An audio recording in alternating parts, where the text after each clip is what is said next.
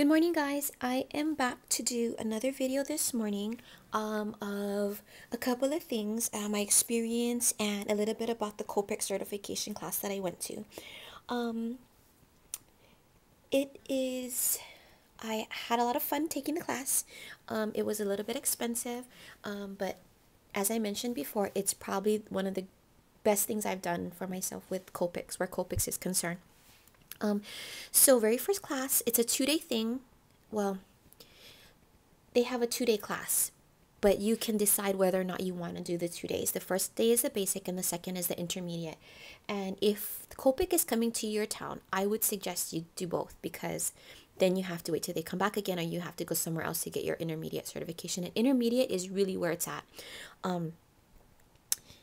So when you first sign up and whatnot, they tell you where it is, whatever, and you don't need to bring anything because they have everything that you need there. However, if you want to bring your own markers, because you don't want to share markers with anybody, then feel free to do so.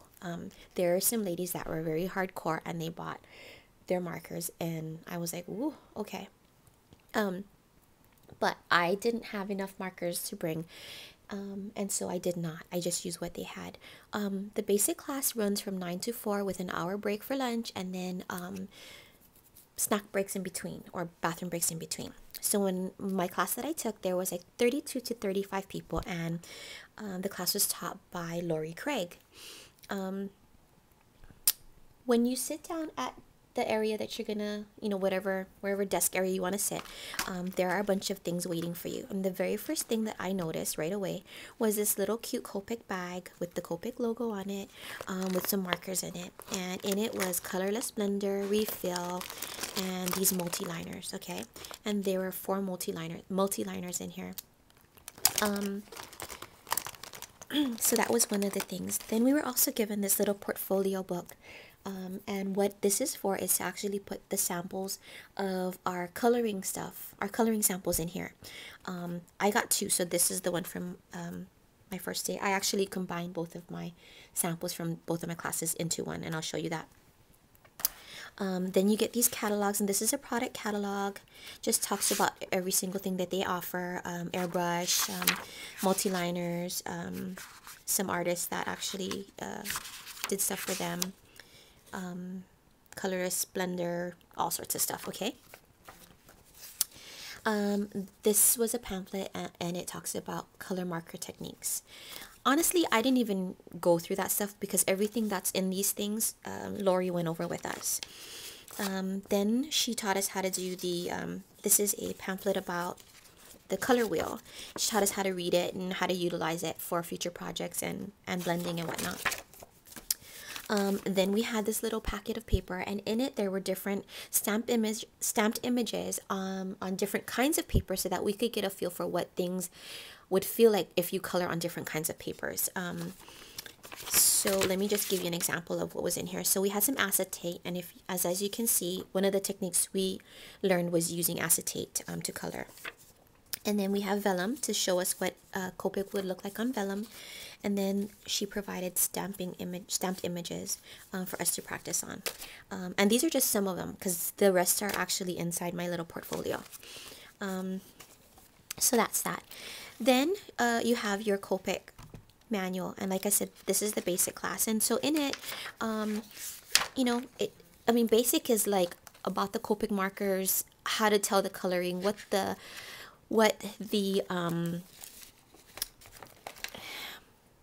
numbers, how to read this thing. Like this right here is Y02.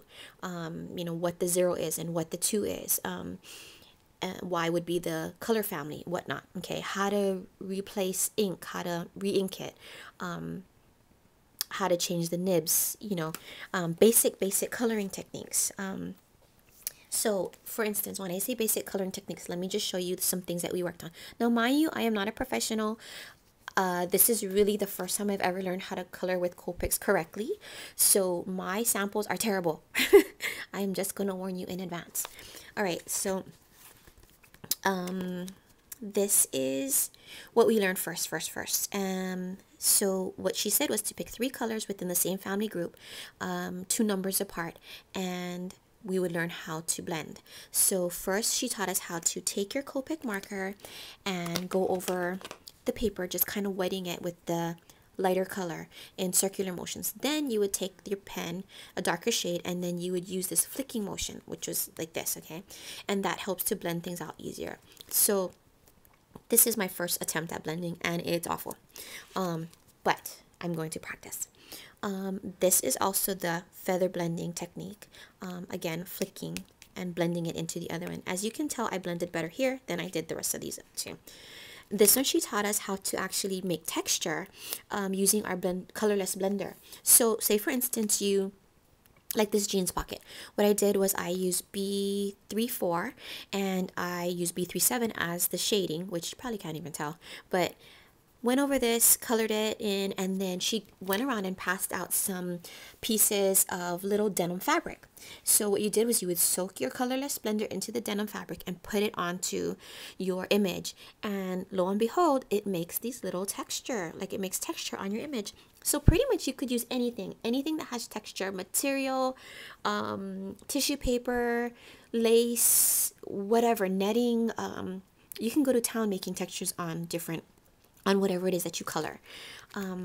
Here's more of the blending technique, and this is on a different paper. This is on the Nina Classic paper. I didn't really care for this one. I think I prefer the Express It paper that Copic makes. But yeah, this is my attempt at blending. It sucks. This is a little better. This is using tip to tip and palette blending. And tip to tip means taking the chiseled end of one pen and the brush tip of the other pen and putting it together and then using it to blend instead of kind of blending it in together the traditional way. And so this is the pineapple that I used with the tip to tip blending technique. And this is palette blending. Now what palette blending means was we took our acetate paper and we colored it up with ink, and like say for instance here, so what I did was I used my yellow, colored it initially, and then I went back and put some green on the acetate paper, and I used the brush tip of my yellow and then picked up the green color with my yellow and used it to shade there. And I really like that technique. That technique suits me fine, actually better than the traditional blending technique. The next thing we did was more blending, and then we learned how to actually start working with whites, because according to Lori, well, not, necessarily her, but white is not usually stark white. It's usually with something else, so like a blue or a gray even. It has other tones in it than just white. It's just that most of us don't notice that right away. So this is, using that. Oh, and that was for some other thing, my next class. But yeah, this is the book that we got with that. So, and during the class, she has a slideshow or PowerPoint presentation that she goes over every single thing in this book, and you can follow along, or you can just kind of watch her present the slideshow or the PowerPoint. And there was this lady in there. She was hardcore. She was like highlighting everything. But yeah, and ask questions along the way, whatever. And so it interchanges each technique. She kind of goes over in the PowerPoint presentation, but then you also get a chance to actually do the technique that she's teaching. So I learned a lot on the first day, a lot. And then at the end of the class, you get your certificate. So yeah, that's what I got for the very first day. Now I will be back because I have to keep my things under 10 minutes. I'll be back to show you what we had and what we were given in our second day of Copic class, okay? All right, I'll be right back.